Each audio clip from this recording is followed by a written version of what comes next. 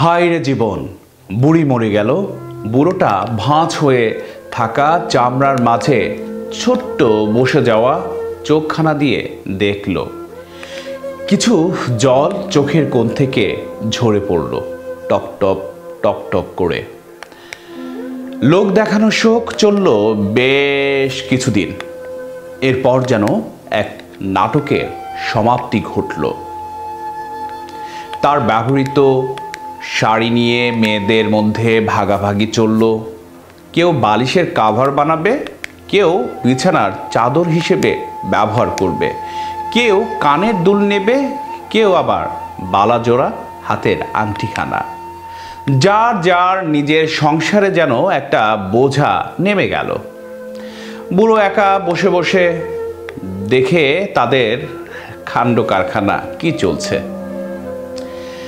মনের বাজারে স্মৃতির দর কষাকষি করতে করতে সেটাও একসময় বিক্রি হয়ে যায় মস্তিষ্কের কোনো এক ফাঁক ফোকর দিয়ে।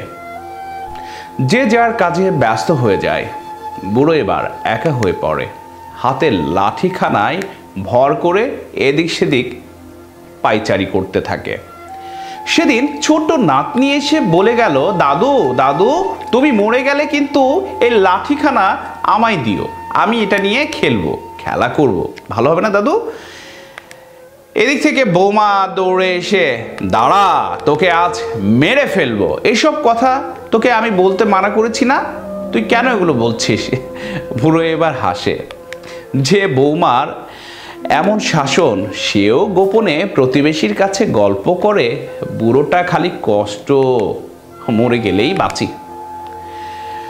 সেদিন নাতি তার বন্ধুদের নিয়ে তার ছোট্ট ঘরে আড্ডা দিচ্ছে আর বলছে, দাদুর অবস্থাও বেশি ভালো না, কিছুদিনের মধ্যে উইকেট পড়ে যেতে পারে। হ্যাঁ, তখন ওই ঘর আমার, তখন জমিয়ে আড্ডা হবে বন্ধু, কি বলো?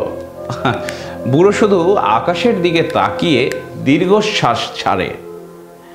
একের পর এক দীর্ঘশ্বাস। দুই ছেলের মাঝে তো প্রায় দিনই ঝগড়া লেগেই থাকে। বুড়ো কার কাছে কদিন খাবে এই নিয়ে। বুড়োটা আজ কারো বাবা নয়, আজ কারো শ্বশুর নয়, কারো দাদুও নয়। সে আজ শুধুই একা, একা বোঝা একটা। আজ বুড়োর জন্মদিন। গত বছর বুড়িটা বেঁচে ছিল, তাও একটু পায়েস রেঁধে খাইয়েছিল। আজ সারাটা দিন গেল, কেউ কোনো কিছুই বলল না, কোনো খোঁজও নিল না। কি বার বলবে? যার মৃত্যুর জন্য সবাই উন্মুখ হয়ে চেয়ে আছে, কি বার দরকার তাকে সেই জন্মের কথা মনে করিয়ে দেয়ার? অথচ কিছুদিন আগে কত লোক খাইয়ে নাতনির জন্মদিন ঢাকঢোল পিটিয়ে পালন করা হলো। এখন আর কি করার? বুড়োর শুধু মৃত্যুর জন্য প্রহর গুনে চলা। সুপ্রিয় দর্শক, এই পরিস্থিতি আমার আপনারও হতে পারে। সুতরাং আজ থেকে সচেতন হন এবং আজ থেকেই আমরা এই বৃদ্ধ বাবা মা বা বৃদ্ধ অভিভাবক যারা আছেন তাদের দায়িত্বশীল আচরণ তাদের প্রতি করি। তাদের মনে কষ্ট না দেই, তাদেরকে কখনো বুঝতে না দেই যে তারা বয়স হয়ে গিয়েছে, তারা আমাদের পরিবার বা সমাজের বাহিরে অনেকটা শিশুসুলভ আচরণ করবে। হয়তো সেই আচরণ কখনো কখনো আমাদের মনে কষ্ট দিতেও পারে।